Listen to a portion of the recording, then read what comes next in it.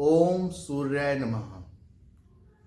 नमस्कार दोस्तों, जैसा कि आप इस बीज मंत्र के साथ समझ गए होंगे कि इस बार का सब्जेक्ट हमारा सूर्य देव से संबंधित है और सूर्य देव का ज्योतिष के पॉइंट ऑफ व्यू से और हिंदू धर्म में कितना महत्व है ये हम सब बहुत अच्छी तरीके से समझते हैं। खास तौर से जो इस वीडियो को पूरा देख रहे हैं इसका पूरा अनुमान ही लगाया जा सकता है या तो ज्योतिष को पढ़ने में या हिंदू धर्म को पढ़ने में या उससे संबंधित विषयों को जानने में।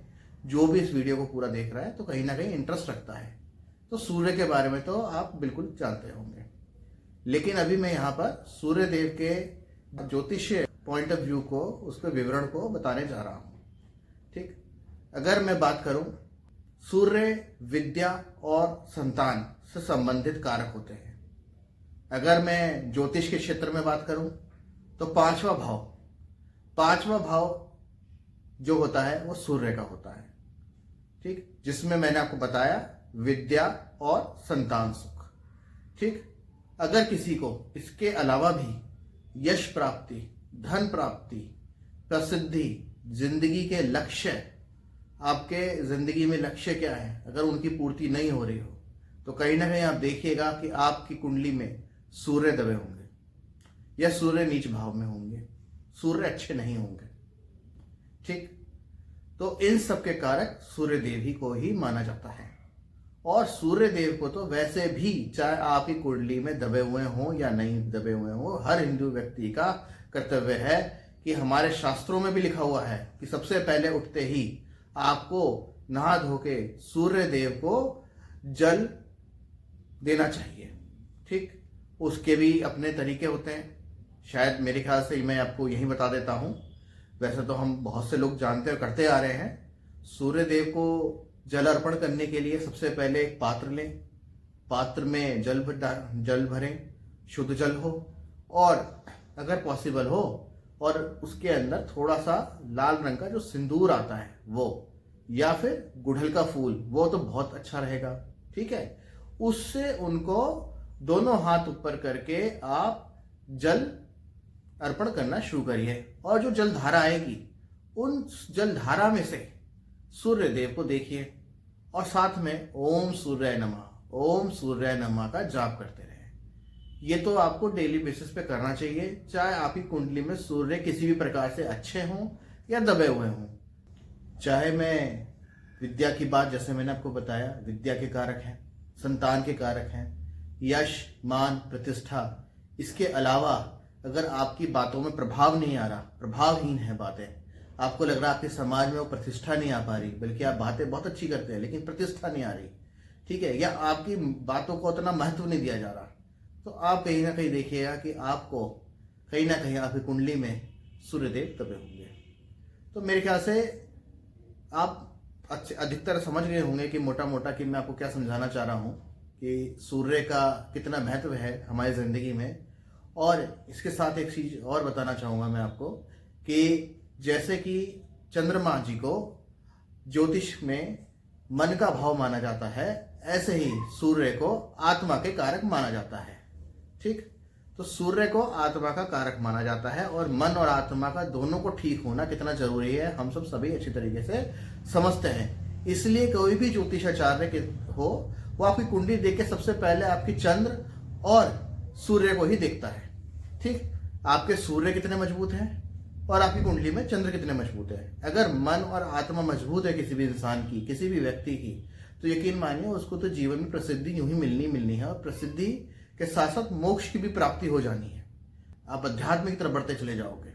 ठीक है, तो इसके आगे हम आप चलते हैं कि सूर्य देव के हम शुभ फल पाने के लिए क्या करें।